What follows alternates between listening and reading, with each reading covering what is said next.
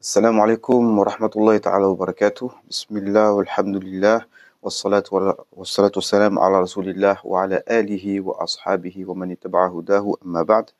Donc beaucoup de personnes m'ont demandé quel est le adab à avoir et qu'est-ce qu'on doit dire et qu'est-ce qu'on doit faire lorsqu'on se présente devant la tombe du prophète alayhi salam, quelles sont les choses à dire et quelles sont les choses à faire. Et aussi lorsqu'on se présente devant la tombe des pieux, que ce soit l'imam Hussein au Caire ou que ce soit, oui, parce que nous sommes des Quburi, donc comme les autres disent, mais on va prouver, Inch'Allah Ta'ala, que ces accusations et la shirkophobie n'a pas lieu d'être. Donc, pour répondre à cette question, donc je me suis inspiré de cet ouvrage-là, dans le shir dont je vous ai parlé, le shir Mohammed Zaki Eddin Ibrahim, dont je vous ai parlé, et qui a écrit un livre, un petit livre, sur la visite du prophète alayhi salam. Et aussi, dans ce livre-là, il est évoqué un livre de Cheikh Abdullah Siddiq al-Ghomari, donc le cheikh de Cheikh Yusri, qui parle de l'authenticité et de l'explication de hadiths qui parlent du fait que les actions sont présentées au prophète alayhi salam. Donc on va commencer par parler de ça, de parler de la visite du prophète alayhi salam, de la tombe du prophète alayhi salam en général, et après on va dire précisément qu'est-ce qu'on doit dire et qu'est-ce qu'on doit faire lorsqu'on visite les tombes des pieux, et on va aussi montrer que toutes les accusations de shirk qui sont portées par les wahhabis sont non fondées.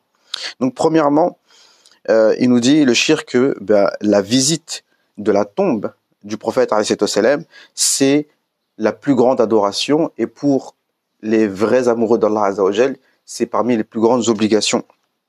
Et il nous cite un hadith comme quoi la Ummah est préservée du shirk. Un hadith rapporté par Uqba ibn Amir al-Juhani, un hadith authentique qui nous dit « Ma shirku akhafu alaykum » Ce n'est pas le shirk dont j'ai peur pour vous, mais j'ai peur pour vous que vous vous disputiez pour la dunya. Ce hadith est cité par l'imam Bukhari à 6 passages.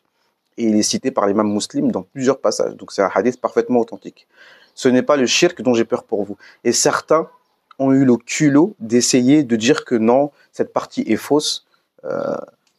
Voilà quoi. Comme il a dit, le shirk, arada an yakul a'rifuni faqala ishtumuni. Il a voulu dire reconnaissez-moi, mais en fait il a dit insultez-moi, parce que là il s'est mis dans une position délicate. Bien sûr que ce hadith est authentique. Ce n'est pas le shirk que je crains pour vous.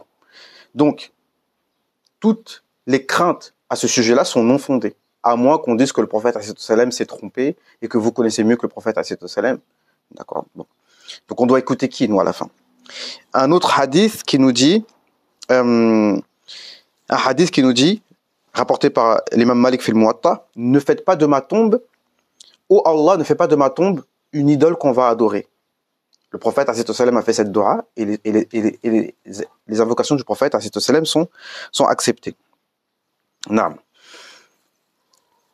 Et un autre hadith qui nous dit le shaitan a désespéré d'être adoré dans la péninsule arabique. Donc ça n'arrivera pas. Donc toutes ces accusations que Ibn Wahhab a fait, que les gens faisaient du shirk, et les gens qu'il a tués à cause de ça, 30 000 pèlerins qui ont été assassinés à son époque, tout ça, il faudrait bien en parler, d'accord? Eh bien, tout ça, c'était non fondé.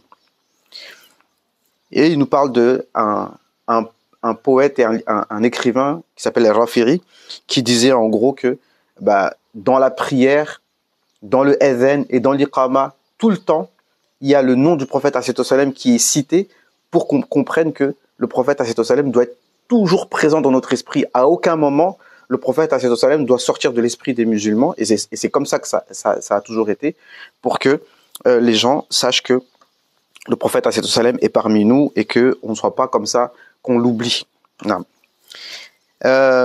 Donc il nous dit que les musulmans visitent le prophète alayhi salam après le hajj et après la umrah. Et certains, malheureusement, ils font la umrah, ils vont à la Mecque et ils vont pas à Médine, sous prétexte que c'est pas obligatoire, etc. Subhanallah. Alors que c'est l'habitude des musulmans, c'est pas une habitude, c'est un ijma', c'est un consensus que c'est très souhaitable de visiter le prophète alayhi salam. Et il y a plusieurs hadiths hein, plusieurs hadiths, alors qu'ils sont pas tous authentiques, mais ils sont très très nombreux, hein. Il y en a 9 qui sont cités, alhamdoulilah, qui disent dans le sens, celui qui visite ma tombe, c'est comme s'il m'a visité vivant. Plusieurs hadiths dans ce sens-là. D'accord? Naam.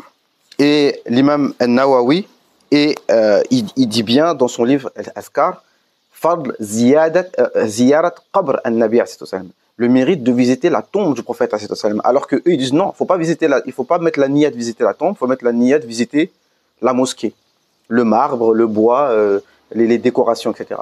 D'accord? Ce qui n'a pas de sens. D'accord? Donc aujourd'hui, ils autorisent les gens à visiter le prophète mais contre leur gré, quoi. Tu vois, ça veut dire que quand on vient visiter le prophète tout le monde a remarqué comment à chaque fois il nous presse et comment il nous dérange, il nous laisse pas tranquille, etc. Donc, il y a beaucoup de choses à dire sur ce sujet. Non. On en reparlera, on fera une série de cours sur ça. Donc, le fait de visiter le prophète c'est une sunna mu'akkada. C'est une sunna mu'akkada. Malheureusement, le premier à avoir contredit cela, c'est Ibn Taymiyyah, le premier à avoir dit que celui qui entreprend un voyage spécialement pour visiter la tombe du prophète, alors il fait un voyage de désobéissance. Comme si c'est quelqu'un qui voyageait pour aller faire zina, hashakum, ou qui voyageait pour aller tuer quelqu'un, eh ben c'est pareil. Et donc il n'a pas le droit de réduire sa prière. Subhanallah. Et donc, la preuve donc que c'est recommandé de visiter le prophète et qu'il y a une grande baraka dedans, c'est le verset 64, je crois, de la sourate 4, qui nous dit Walau annahum idh zalamu anfusahum ja'uka fastaghfirullah. Pourquoi lorsqu'ils se font du tort à eux-mêmes? C'est-à-dire que nous, lorsqu'on fait des péchés, et on fait tous des péchés, donc si maintenant on veut avoir le pardon d'Allah Azza wa Jal, alors il faut qu'on vienne devant le prophète qu'il soit de ce monde ou qu'il soit de l'autre côté. Ça, c'est clair. Il y a aucune preuve qui montre que c'est que du vivant. Ça, c'est que les wahhabis qui le disent. Vérifiez. Et on va le prouver là tout de suite. Ja'uka fastaghfarullah. Tu viens devant la tombe du prophète, tu demandes pardon à Allah, wastaghfara au présent, et que le prophète, demande pardon pour eux. La wajadullaha tawwabar rahima. Ils vont trouver Allah pardonneur. Ici, l'imam Ibn Kathir, dans son tafsir, lorsqu'il fait le tafsir de ce verset, il raconte la fameuse histoire de Al-Utbi. Al-Utbi, qui c'était un homme donc qui est venu auprès de la tombe du prophète et qui s'est adressé au prophète ô toi qui es enterré dans cet endroit, etc. Il y a auprès de toi la générosité, le pardon, etc. par la permission d'Allah Azza wa Jal.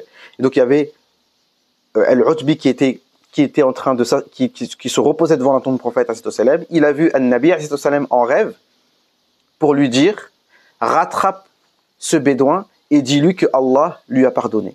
D'accord? Et il y a plein d'histoires de ce genre-là.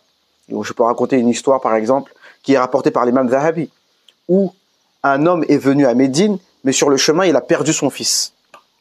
Il est arrivé devant la tombe du prophète, il s'est roulé par terre en disant « Ya Rasulallah », en s'adressant au prophète, je suis venu de loin pour te visiter, je ne voudrais pas revenir sans que tu me ramènes mon fils.